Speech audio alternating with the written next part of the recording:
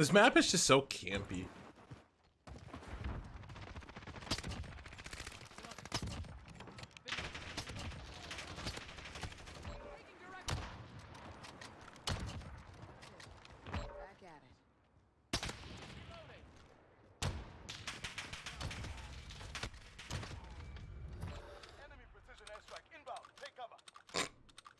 What is going on, everybody? Yeah, I know who it is. It is your boy, that guy, the Drynute here, and today we're doing the age-long discussion about things you can do with a controller and things you can do with a mouse and keyboard. Now, I said this before, I'm not switching over to controller gameplay, but not switching over to the controller.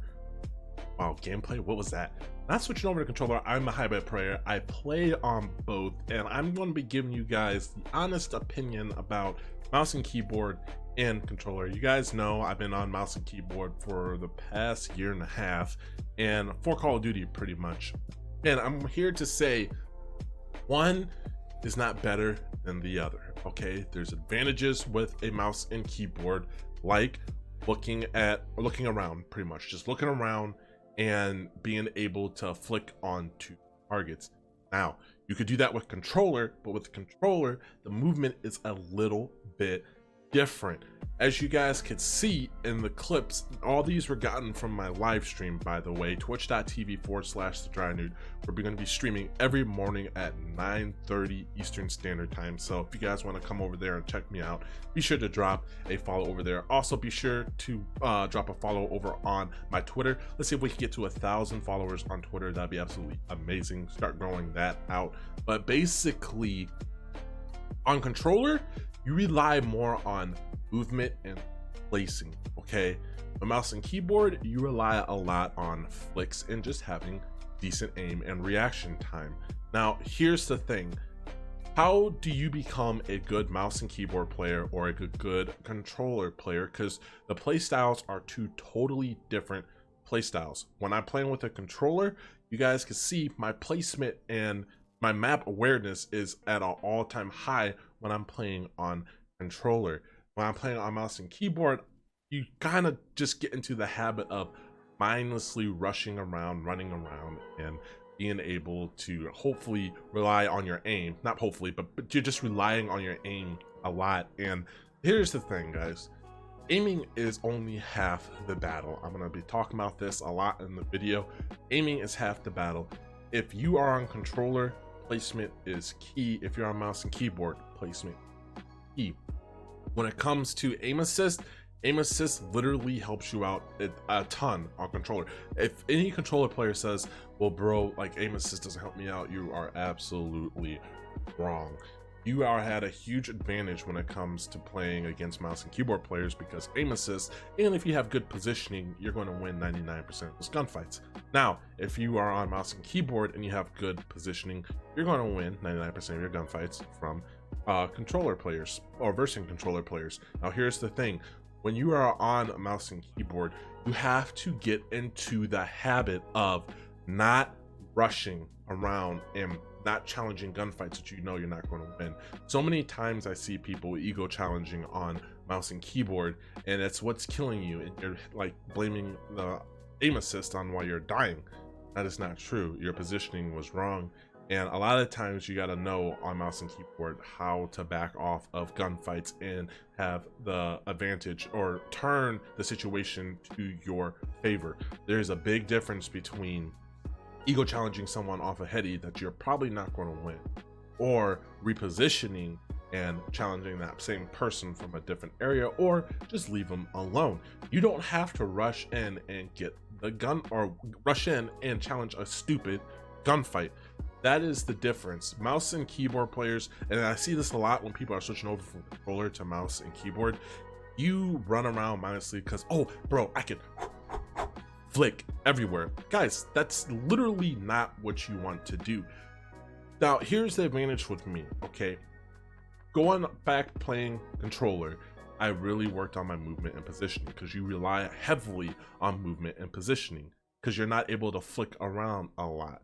Now, when I played on mouse and keyboard, I noticed that I was just running around, and because I could flick everywhere and see everything, and I would die to stupid gunfights.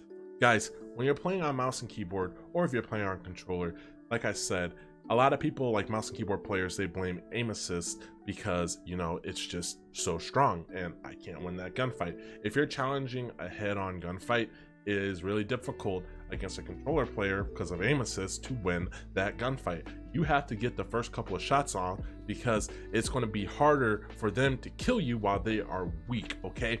Now, on a mouse or on a controller, you could challenge stupid gunfights because guess what? You have your aim assist and it is going to help you out so much. When it comes to sniping, I had that sniping clip in the beginning. You guys can see it's stupid easy, okay? I'm not gonna lie, it's stupid easy. And when it comes to playing on controller, I find myself just mindlessly, you know, running around because I play with it for so long that map awareness, I don't have to work on my aim or anything with a controller. I work on other things, map awareness, you know, where the enemies are, my movement, all those different things. But when it comes to mouse and keyboard, I find myself focusing a lot on my aim, and a lot of the times movement, map positioning, and all that gets placed outside of, or pushed to the side, I should say. And it is really important for you to understand that you have to slow down your gameplay if you're on mouse and keyboard. On controller, just because you're used to it, you've been playing it for so long, or maybe you're new to controller and you just want to figure out how to get better at it. Guys, it's all about positioning and movement. That is what's key, okay? Mouse and keyboard, it's really difficult to, you know, find your sensitivity on a mouse because you have to worry about 3 different things. You have to worry about your DPI, you have to worry about your in-game sensitivity, then you have to worry about your monitor coefficient. On controller, there's really one standard, and that is pretty much just worrying about your ADS, you know, sensitivity and your main hipfire sensitivity. And then you have dynamic and all the different curve response types, but that's just really easy to dial in to find something that you like. It is really difficult to find a sensitivity on mouse and keyboard that feels well, and I find so many people copying other people's sensitivities and settings. That doesn't work. On controller, you can kind of do that because it is like a universal standard on a universal sensitivity that everybody plays on and pretty much everybody can get good at, because you're going to get the help of the aim assist, you're going to get a help of how it feels, and you have a less range of motion. So pretty much you can copy, you know, like for example 66.8 ADS sensitivity dynamic in a standard aim assist type is pretty much for controller. But when it comes to mouse and keyboard, everybody plays is on a total different range.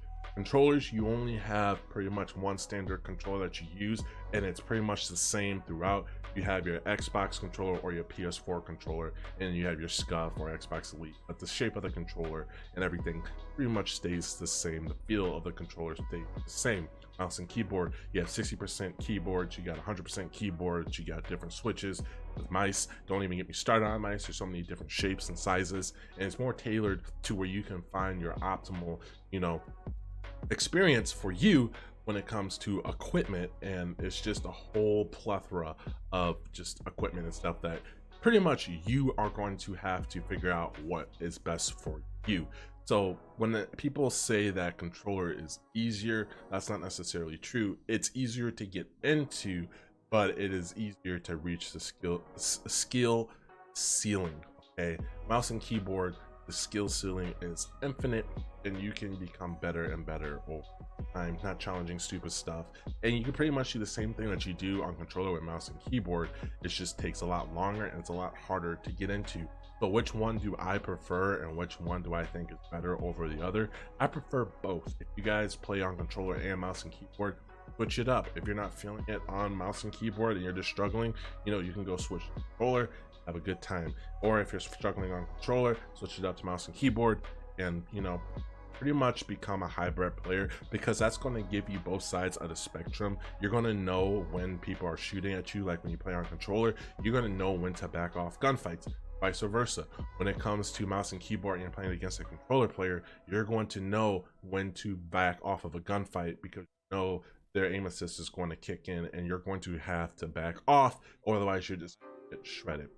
So that's pretty much what I want to talk about in this video today, everyone. I hope you enjoyed it. Let me know down in the comment section below which you play on. We're playing on both mouse and keyboard and controller. We're going to have a bunch of Rebirth stuff coming up in the near future and a bunch of Warzone. stuff, and it's just going to be fun, man. It's fun playing a controller based game on a controller. And when I say that, I'm saying that Call of Duty nowadays are made for controller, and pretty much if you're going to play the game, why not play the game on the input that it was designed for?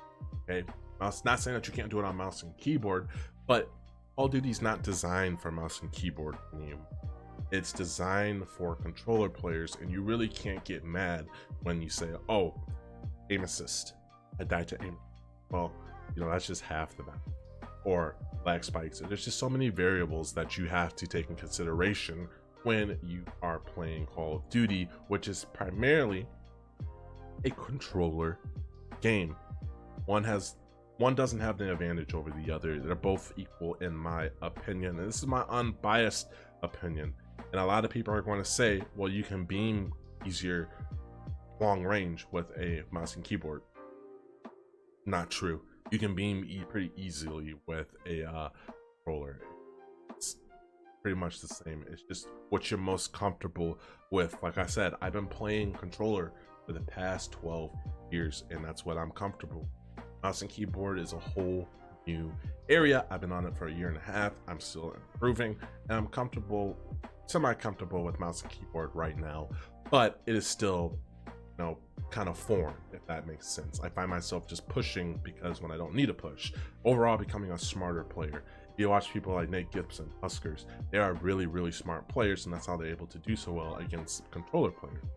Vice versa, if you watch someone like Joe Rowe or Nick Merckx or Swag, you know, they play pretty much the same way. It's just they're on controller. And it's pretty much the same thing, guys. So I hope you guys enjoyed this video. Always remember, stay blessed, stay humble, and I'll catch you in a future one. Peace.